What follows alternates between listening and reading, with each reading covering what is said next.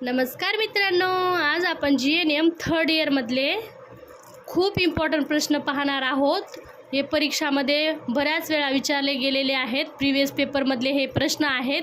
तर आज आपण बघणार आहोत गरोदरपणातील गंभीर स्वरूपाच्या तक्रारी। तर आज आपण कोणकोणत्या त्याच्यामध्ये तक्रारी असतात ते पाहणार आहोत। आज आपण गरोदरपणातील गंभीर स्वरूपाच्या तक्रारी, हायपरेमिसिस येतो नंबर 1 ला याच्यामध्ये।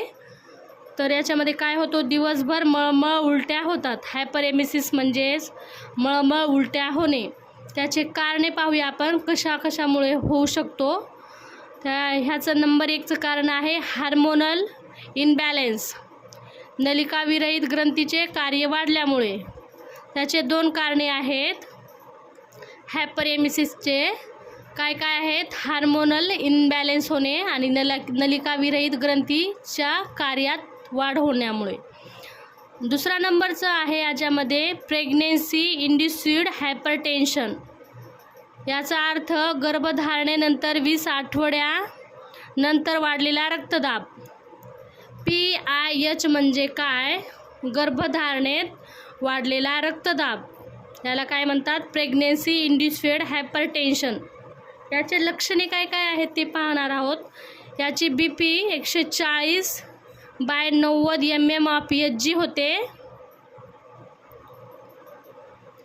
अजून सूज होतो, हात पाय चेहऱ्यावर सूज येते, डोकेदुखी होतो आणि दृष्टी धूसर होते। याचे लक्षणे काय आहे, रक्तदाबामध्ये चेहऱ्यावर सूज येते, हातपायावर सूज येते, डोकेदुखी भयंकर असतो आणि दृष्टी धूसर होते। BP हा 140/90 mm HG वाढलेला असतो। कॉम्प्लिकेशन काय होऊ शकतात त्याच्यामुळे, कॉम्प्लिकेशन प्री इक्लाम्सिया आणि इक्लाम्शिया। त्याच्यामुळे जर रक्तदाब जास्त वाढलेला असेल तर प्री इक्लाम्शिया आणि इक्लाम्शिया हा झटके येणे। आणि नर्सिंग मॅनेजमेंट काय करणार आपण त्याच्यासाठी, BP मॉनिटरिंग करणार, बेड रेस्ट औषधे देणार आणि फिटल हार्ट साऊंडची तपासणी करणार। तर काय आहे नर्सिंग मॅनेजमध्ये, BP मॉनिटरिंग करणार, बेड रेस्ट देणार त्यांना आणि औषधी देणार आणि फिटल हार्ट साऊंडची तपासणी करणार। तर अशा प्रकारे होतं आपलं हायपरटेन्शन। आज आपण दुसरं पाहूया काय आहे पुढं, प्री इक्लाम्शियामध्ये काय येते बघा, उच्च रक्तदाब प्लस प्रोटीन युरिया प्लस सूज, हे 3च पॉईंट लक्षात ठेवायचं। प्री इक्लाम्शिया हे शब्द ऐकूनच विद्यार्थी काय गोंधळून जातात, तर इतकं काय अवघड नाही। प्री इक्लाम्शिया म्हणजे उच्च रक्तदाब, प्रोटीन युरिया म्हणजे मूत्रात प्रोटीन आढळणे आणि सूज, असं 3 शब्द लक्षात ठेवलं तर प्री इक्लाम्शिया लक्षात राहतं। उच्च रक्तदाब, प्रोटीन युरिया आणि सूज। तर त्याचे गंभीर लक्षणे काय आहे पाहूया, तीव्र डोकेदुखी, पोटदुखी, उलट्या आणि कमी लघवी। तर गंभीर लक्षणे काय आहे उच्च रक्तदाबाचे, तीव्र डोकेदुखी असते, पोटदुखी असते, उलट्या होतात आणि कमी लघवी येते। मॅनेजमेंट काय करणार आपण याच्यामध्ये, मॅग्नेशियम सल्फेट हे औषध देणार, सतत निरीक्षण ठेवणार आणि आवश्यक असल्यावर लवकर प्रस्तुती करणार। तर याच्यामध्ये मॅनेजमेंट आपण त्याला मॅग्नेशियम सल्फेट हे देणार, सतत त्याच्यावर निरीक्षण ठेवणार, आवश्यक असल्यास लवकर प्रस्तुती करणार। तर दुसरा नंबर झाला आपला प्री इक्लाम्शिया। आता आपण इक्लाम्शिया पाहूया। प्री इक्लाम्शियामध्ये फिटस कन्व्हल्शन येणे। खूप शॉर्टमध्ये आणलं आहे मी, तुम्हाला जास्तीत जास्त सोपं करून सांगण्याचा प्रयत्न केलेला आहे। तर व्हिडिओला जास्तीत जास्त मित्रांपर्यंत शेअर करा व चॅनलला सबस्क्राईब करा। तुम्हाला असेच मी प्रीवियस पेपरमधले सगळे जे क्वेश्चन आहेत ना तेचा आन्सर घेऊन येणार आहेत। आणि तुम्हाला जर कमेंटमध्ये कोणते जर आन्सर हवे असेल तर तुम्ही सांगू शकता, ते पण मी घेऊन येण्याचा प्रयत्न करेन। तर त्याच्यामध्ये आपण इक्लाम्शियामध्ये काय होतो पहा, प्री इक्लाम्शियामध्ये फिटस म्हणजे कन्व्हल्शन येतात। फिटसमध्ये काय, झटके। इक्लाम्शिया आला हा शब्द तर फक्त झटके हा शब्द लक्षात ठेवायचा। इक्लाम्शिया म्हणजे झटके येणे। त्याच्यावर नर्सिंग केअर काय करणार आपण, एअरवे खुले ठेवणे, ऑक्सिजन देणे, MgSO4 देणे म्हणजेच मॅग्नेशियम सल्फेट देणे, आई व बाळाची सतत निगराणी करणे। अजून याच्यामध्ये 4 नंबरचा आहे आजार, गर्भवतीच्या गंभीर समस्यामध्ये 4थ्या नंबरचं काय आहे, अँटीपार्टम हेमरेज म्हणजे APH, 28 आठवड्यानंतर प्रसूतीपूर्व रक्तस्राव. अँटीपार्टम हेमरेज म्हणजे काय, 28 आठवड्यानंतर प्रसूतीपूर्व रक्तस्राव. याचे कारणे पाहूया आपण काय काय होऊ शकतात. प्लासेंटा प्रिविया आणि ॲब्रॅप्शो प्लासेंटा. तर याचे कारणे काय आहे अँटीपार्टम हेमरेज होण्याचे, प्लासेंटा प्रिविया आणि ॲब्रॅप्शो प्लासेंटा. त्याचे लक्षणे पाहूया आपण काय काय आहे लक्षणे. याचे लक्षणे आहे योनी मार्गातून रक्तस्राव होणे आणि पोटदुखी. अँटीपार्टम हेमरेजचे लक्षणे काय आहे, योनी मार्गातून रक्तस्राव होणे, पोटदुखी.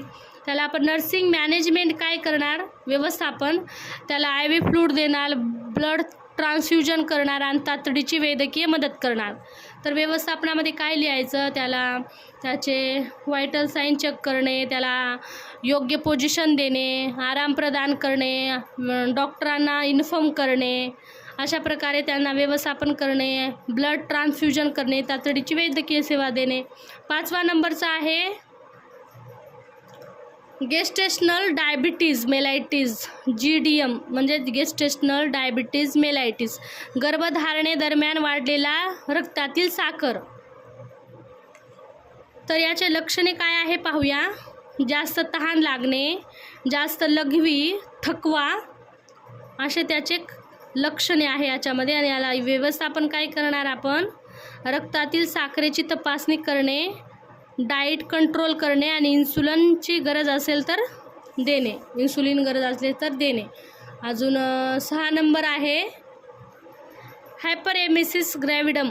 हायपरेमेसिस ग्रॅव्हिडम म्हणजे काय, गर्भ अवस्थेत पहिल्या तिमाहीत होणाऱ्या अतिरिक्त व सतत उलट्या, ज्यामुळे शरीरातील पाणी व मिठाची कमतरता होते.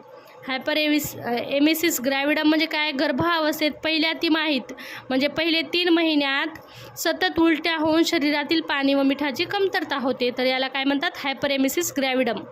त्याचे कारणे कशामुळे होऊ शकतो हे पाहूया. त्याचे कारणे HCG हार्मोन वाढणे, शरीरामध्ये HCG हार्मोन वाढणे, मानसिक ताण, जुळे बाळ, मल्टीप्रेग्नेन्सी, पहिली गर्भधारणा.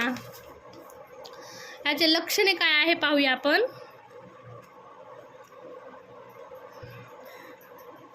हायपरेमेसिस ग्रॅव्हिडममध्ये काय काय लक्षणे आहेत, वारंवार उलट्या होणे, अन्न सहन न होणे, वजन कमी होणे, डिहायड्रेशन, तोंड कोरडे पडणे, लघवी कमी होणे आणि अशक्तपणा. तर लक्षणे काय काय आहे याच्यामध्ये, वारंवार उलट्या होणे, अन्न सहन न होणे, वजन कमी होणे, डिहायड्रेशन म्हणजे तोंड कोरडे पडणे, लघवी कमी होणे आणि अशक्तपणा. आणि हायपरेमेसिस ग्रॅव्हिडम झालं तर त्याच्यामध्ये कॉम्प्लिकेशन काय होऊ शकतो, इलेक्ट्रोलाइट असंतुलन, कुपोषण, किटोन्युरिया आणि आई व बाळावर परिणाम. याचं कॉम्प्लिकेशन, इलेक्ट्रोलाइट असंतुलन म्हणजे शरीरामध्ये पाण्याचे प्रमाण कमी होणे, कुपोषण होणे, किटोन्युरिया होणे आणि आई व बाळावर परिणाम होतो. याच्यामध्ये तपासण्या कोणकोणत्या करणार, लघवी तपासणी किटोनची करणार, रक्त तपासणी करणार आणि वजन तपासणी करणार. हे 3 तपासणी लक्षात ठेवा. तपासण्या पण विचारल्या जातात. ज्याच्यामध्ये नर्सिंग मॅनेजमेंट काय करणार आपण, IV फ्लूइड देणे, अँटीएमेटिक औषध देणे, हलका कोरडा आहार देणे, मानसिक आधार देणे आणि विश्रांती. तर नर्सिंग मॅनेजमेंट काय करणार आपण, यामध्ये IV फ्लूइड देणार पेशंटला, अँटीएमेटिक औषध देणार, जास्त उलट्या होतात ना त्याच्यामुळे अँटीएमेटिक औषध देणे, हलका कोरडा आहार देणे, मानसिक आधार देणे आणि त्यांना विश्रांती करण्यास सांगणे. प्रिव्हेन्शन म्हणजे प्रतिबंध काय करणार आपण याला, सकाळी उठल्यावर कोरडे बिस्किट खाणे, थोड्या वेळाने अन्न खाणे, तिखट व तेलकट पदार्थ टाळणे. जर तुम्हाला हँडरायटिंग कळत नसेल तर माझ्या आवाजाकडे लक्ष राहू द्या, म्हणजे तुम्हाला ते कळून जाईल. सकाळी उठल्यावर कोरडे बिस्किट देणे, थोड्या वेळाने अन्न खाणे आणि तिखट व तेलकट पदार्थ टाळणे अशी होती हायपरेमेसिस ग्रॅव्हिडामध्ये. आपण त्याचे लक्षणे, कारणे, कॉम्प्लिकेशन तपासण्या, नर्सिंग मॅनेजमेंट आणि त्याच्यासाठी प्रिव्हेन्शन काय करणार ते पाहिलं. आपण पुढचा पाहूया आता 7वा नंबर, पॉलीहायड्रोम्युऑन्स. काय पाहणार आहोत आपण, पॉलीहायड्रोम्युऑन्स. यामध्ये काय आहे, गर्भाशयात आम्लॅटिक द्रव प्रमाणापेक्षा जास्त होणे, पॉलीहायड्रोमियान्स म्हणजे काय? गर्भाशयात जो आमनॅटिक फ्लूड असो त्याचे प्रमाण वाढणे याला काय म्हणतात? पॉलीहायड्रोमियान्स. आणि गर्भाशयातील गर्भोदक आमनॅटिकचे द्रव कमी होणे याला काय म्हणतात? ऑलिगोहायड्रोमियान्स. कशामुळे होऊ शकतो? याची कारणे काय आहेत? गर्भकालीन मधुमेह GDM, जर मातेला डायबिटीज हा आजार असेल तर पॉलीहायड्रोमियान्स होण्याची शक्यता असते. जुळे किंवा अधिक बाळ असेल तर, भ्रूणातील जन्मजात विकृती असेल, उदाहरणार्थ अन्ननलिका बंद असणे. बघा काय काय होऊ शकतो? भ्रूणामध्ये जर जन्मजातच विकृती असेल म्हणजे अन्ननलिकेचे तोंड बंद असणे, त्याच्यामुळे पण पॉलीहायड्रोमियान्स होऊ शकतो. जुळे किंवा अधिक गर्भ असेल तरी पॉलीहायड्रोमियान्स होऊ शकतो. तर त्याचे लक्षणे पाहूया आपण काय काय होऊ शकतात. पोट खूप मोठे दिसणे, श्वास घेण्यास त्रास होणे, पोटात ताण व वेदना होणे, सूज, भ्रूण हालचाली जास्त जाणवणे, भ्रूणाची हालचाल जास्त जाणवणे. याच्यामध्ये लक्षणे काय आहे? पोट खूप मोठे दिसणे, श्वास घेण्यात त्रास होणे, पोटात ताण व वेदना होणे, सूज, भ्रूणाची हालचाली जास्त जाणवणे. गुंतागुंत काय होऊ शकतो याच्यामध्ये? अकाली प्रसूती होऊ शकते, APH अँटीपार्ट हेमरेज होऊ शकतो, नाळ बाहेर येणे म्हणजे कॉर्ड प्रोलॅप्स होऊ शकतो आणि प्रसूती दरम्यान गुंतागुंत पण होऊ शकतो. आपण इन्व्हेस्टिगेशन म्हणजे तपासण्या काय काय करणार? याच्यामध्ये अल्ट्रासाऊंडची तपासणी करणार, AFI मोजणे आणि रक्तातील साखर तपासणी करणे. नर्सिंग मॅनेजमेंट काय करणार आपण याच्यासाठी? आईचे निरीक्षण, BP, श्वास, फिटल हार्ट रेट मॉनिटरिंग करणे, बेड रेस्ट देणे, डॉक्टरांच्या सल्ल्याने औषध प्रस्तुतीसाठी तयारी. तर नर्सिंग मॅनेजमेंट काय करणार? आईचे निरीक्षण करणार, त्याची BP, श्वास, व्हायटल साईन चेक करणे, फिटल हार्ट साऊंड मॉनिटरिंग करणे, बेड रेस्ट देणे त्यांना, डॉक्टरांच्या सल्ल्याने औषधे देणे आणि प्रस्तुतीसाठी तयारी ठेवणे. अशा प्रकारे आपले 7 गरोदरपणातील गंभीर स्वरूपाची तक्रारी होत्या. तर आपण नंबर 1ला पाहिला हायपरेमिसिस, नंबर 2 पाहिलं प्रेग्नेन्सी इंडिस्फेड, हायपरटेन्शन पाहिलं, नंतर प्रीइक्लॅम्शिया पाहिलं आपण. प्रीइक्लॅम्शियामध्ये काय होतो? प्रीइक्लॅम्शियामध्ये काय होतो? इक्लॅम्शियामध्ये काय होतो? अँटीपार्टम हेमरेजमध्ये काय होतो? 4था नंबरचा आहे आपला अँटीपार्टम हेमरेज. नंतर आपण पाहिलं गेस्टेशनल डायबिटीज मेलायटिस, हायपरेमिसिस ग्रॅव्हिडम आणि पॉलीहायड्रोमियान्स. असे 7 आजार होते आपले. गंभीर स्वरूपाच्या तक्रारी या 7 होत्या. तर व्हिडिओ जर आवडला असेल मित्रांनो तर व्हिडिओला लाईक करा, मित्रांपर्यंत शेअर करा आणि तुम्हाला जर कोणत्या प्रश्नाचे आन्सर हवे असेल तर कमेंटमध्ये सांगा. चला भेटूया आपण नेक्स्ट व्हिडिओमध्ये. हे खूप इम्पॉर्टंट आहे, बऱ्याच प्रिव्हियस पेपरमध्ये विचारले गेलेले आहेत. चला तर भेटूया आपण नेक्स्ट व्हिडिओमध्ये.